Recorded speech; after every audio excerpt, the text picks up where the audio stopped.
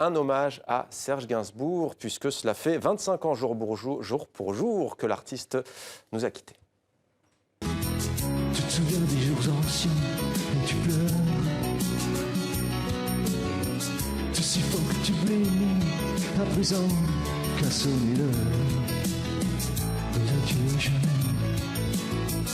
je suis au regret de dire que je m'en vais. Je t'aimais, oui, mais je suis venu te dire que je m'en vais. Bonsoir Estelle, Serge Gainsbourg nous a quittés il y a 25 ans donc. Bonsoir Mohamed, et oui, c'était sa 5e crise cardiaque, elle lui fut fatale. Alors les hommages se multiplient en ce 25e anniversaire, il y a encore beaucoup de livres qui sortent sur Gainsbourg, Gainsbar, on pensait tout savoir, eh bien non. Alors si vous êtes plutôt photo, vous pouvez vous replonger dans ces clichés signés Pierre Terrasson qui a bien connu Gainsbourg, surtout Gainsbar.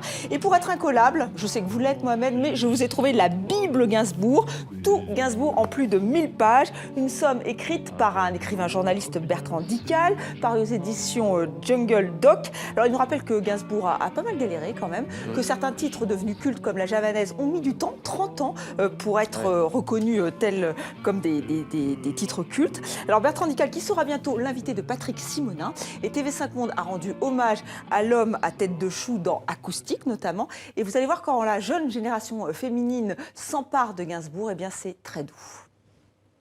J'ai touché le fond de la piscine, dans le petit pull marine. Je suis venue te dire que je m'en vais.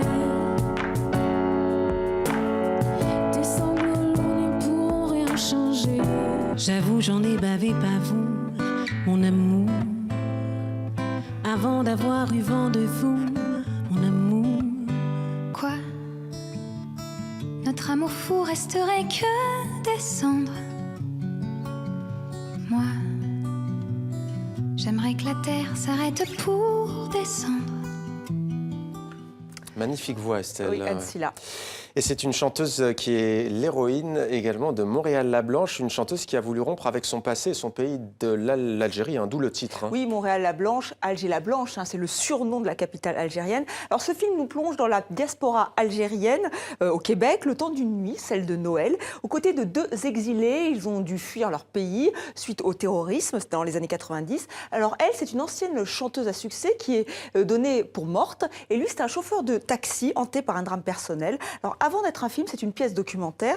Le réalisateur Bachir Ben Sadek est allé à la rencontre des exilés algériens au Québec, et il a voulu raconter au cinéma maintenant la douleur de cet exil forcé.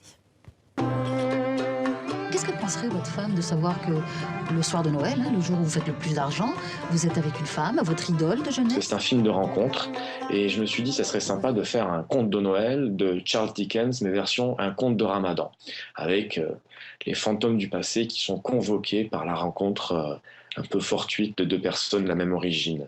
Et oui, ça confère à l'histoire des propriétés d'une fable, et du coup on pouvait s'amuser un petit peu et s'en aller pas dans le fantastique, mais jouer avec le passé, jouer avec les émotions, des choses que par exemple un drame social pur ne m'aurait pas permis. Vous m'avez reconnu tout de suite?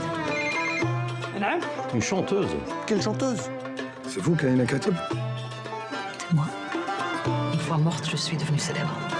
Le point de vue qui m'intéressait était celui de Karina, de ma chanteuse de pop, donc, qui, elle, pour survivre dans cette nouvelle société, a dû se réinventer.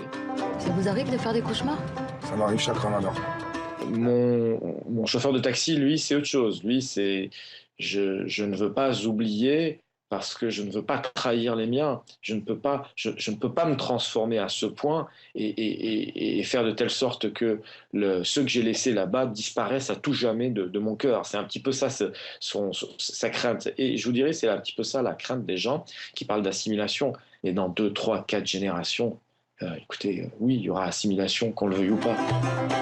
Vous venez vivre ici comme si vous étiez jamais parti.